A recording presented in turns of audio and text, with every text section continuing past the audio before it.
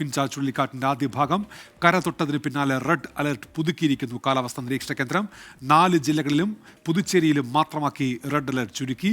ചെന്നൈ ഉൾപ്പെടെ 20 ജില്ലകളിലും കാരക്കലിലും ഇപ്പോൾ ഓറഞ്ച് അലർട്ടാണ്. പുലർച്ചെ 1 മണിവരെയാണ് നിലവിലെ ജാഗ്രതാ നിർദ്ദേശം.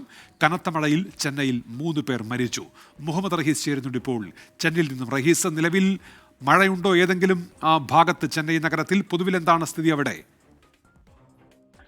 ഉന്മേഷ്, നിലവിൽ ചെന്നൈ നഗരത്തിൽ മഴയില്ല, പക്ഷെ കാറ്റ് ശക്തമാകുന്നുണ്ട്. അല്പസമയം മുമ്പ് നമ്മൾ സംസാരിച്ചതിനേക്കാൾ കുറച്ചുകൂടി കാറ്റ് ശക്തമായിട്ടുണ്ട്. അത് കാലാവസ്ഥാ നിരീക്ഷണ കേന്ദ്രത്തിൽ നിന്നും അല്പസമയം മുൻപ് ഒരു അപ്ഡേറ്റ് വന്നിട്ടുണ്ട്. ഏതാണ്ട് ഫിൻച ചുഴലിക്കാറ്റിന്റെ ഒരു 70-80 കിലോമീറ്റർ വേഗതയൊക്കെ പ്രതീക്ഷിച്ചിരുന്ന ഒരു സമയമുണ്ടല്ലോ, ആ സമയം ഏതാണ്ട് ആയിരിക്കുകയാണ്. അതുകൊണ്ട് തന്നെ കാറ്റിന് വേഗത കൂടും എന്നുള്ള രീതിയിൽ പറഞ്ഞിരുന്നു. മാത്രമല്ല, ഈ ഒരു ചുഴലിക്കാറ്റിന്റെ സെന്റർ, ആ ഐബോൾ പൊസിഷൻ, അത് ഏതാണ്ട് തീരത്തേക്ക് തൊടാറായിരിക്കുകയാണ്. അതുകൊണ്ട് തന്നെ ഈ ഒരു സമയത്ത് കാറ്റിന് കുറച്ച് വേഗം കൂടും എന്നുള്ളതാണ് കാലാവസ്ഥാ നിരീക്ഷണ കേന്ദ്രം മുന്നറിയിപ്പ് നൽകുന്നത്. അതുപോലെ തന്നെ ചെന്നൈയിൽ കാറ്റ് കൂടിയിട്ടുണ്ട്. അതാണ് നിലവിൽ ചെന്നൈയിലുള്ള ഒരു സ്ഥിതി. മഴ ഏതാണ്ട് വൈകിട്ടതിന് സമാനമായി കുറഞ്ഞു തന്നെ നിൽക്കുകയാണ്. ഇടവിട്ട് ഒരു 5 മിനിറ്റ് മഴ പെയ്യുന്നു എന്നത് ഒഴിച്ചു കഴിഞ്ഞാൽ മഴയെ സംബന്ധിച്ചിടത്തോളം വലിയ ആശങ്ക നിലവിൽ ചെന്നൈയിലില്ല. പക്ഷേ നിലവിൽ ഈ മഹാബലിപുരം അടക്കമുള്ള പ്രദേശങ്ങളിൽ കനത്ത മഴ പെയ്യും എന്നുള്ളൊരു സൂചനയാണ് ലഭിക്കുന്നത്. വിഴുപ്പുറത്താണ് ഏറ്റവും അധികം മഴ.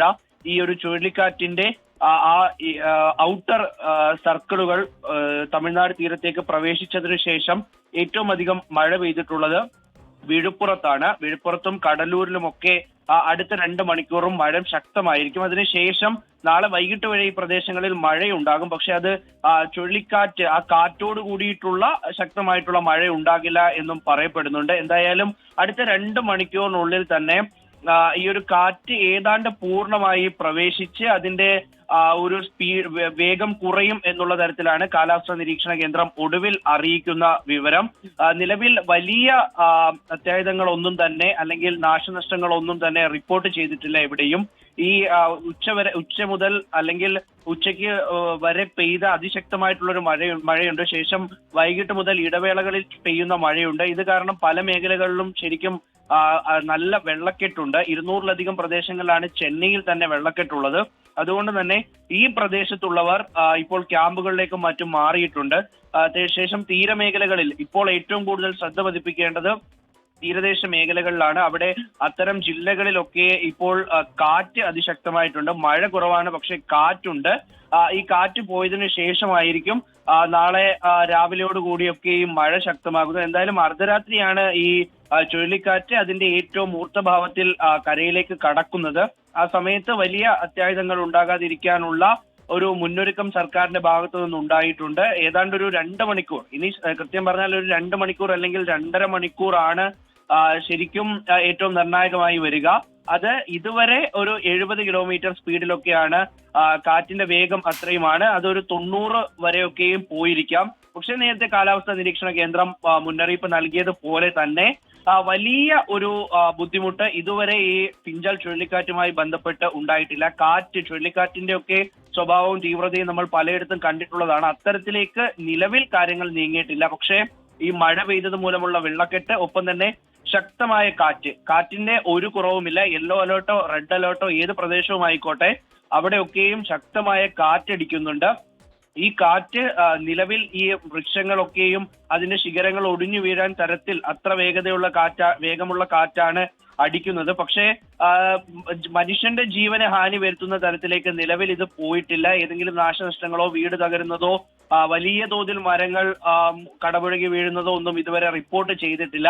ഇങ്ങനെ ഒരു 2 മണിക്കൂർ കൂടി അതിജീവിക്കാൻ കഴിഞ്ഞാൽ ഈ ഫിൻച ചുഴലിക്കാറ്റിനെയും വലിയ തട്ടുകേടില്ലാതെ തമിഴ്നാടിന് അതിജീവിക്കാൻ കഴിയും. എന്തായാലും അതിനുള്ള മുന്നൊരുക്കങ്ങൾ നടത്തുന്നുണ്ട്. രാത്രി പ്രധാനമായും സർക്കാരിന്റെ ഭാഗത്തുനിന്ന് ഉണ്ടാകുന്നത്, ഈ വഴിയോര പ്രദേശത്തൊക്കെ അന്തിയുറങ്ങുന്ന ഒരുപാട് മനുഷ്യരുണ്ട്.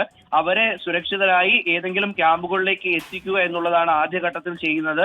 ഒപ്പം തന്നെ ആരോഗ്യ വകുപ്പിൽ നിന്നും ഇപ്പോൾ ഓരോ വീടുകളിലും ഓരോ പ്രദേശങ്ങളിലും ഈ ക്യാമ്പ്, ചെറിയ മെഡിക്കൽ ക്യാമ്പ് പോലെ സെറ്റ് ചെയ്യുന്ന തരത്തിൽ ഫസ്റ്റ് എയ്ഡുകളും മറ്റുമൊക്കെ കൊടുക്കാൻ പറ്റുന്ന തരത്തിലേക്ക് അവർ കാര്യങ്ങളെ അത്തരത്തിൽ നീക്കുന്നുണ്ട്. പോലീസിന്റെ ഭാഗത്തു നിന്ന് പ്രധാനമായും അനാവശ്യമായി പുറത്തിറങ്ങുന്നവരെ തിരികെ വീട്ടിലേക്ക് അയക്കാനുള്ള ഒരു നീക്കമാണ് നടക്കുന്നത്. ഈ ഓൾഡ് മഹാബലി റോഡ്, OMR റോഡിലുമൊക്കെ നമ്മൾ നിരവധി പോലീസുകാരെ കണ്ടിരുന്നു.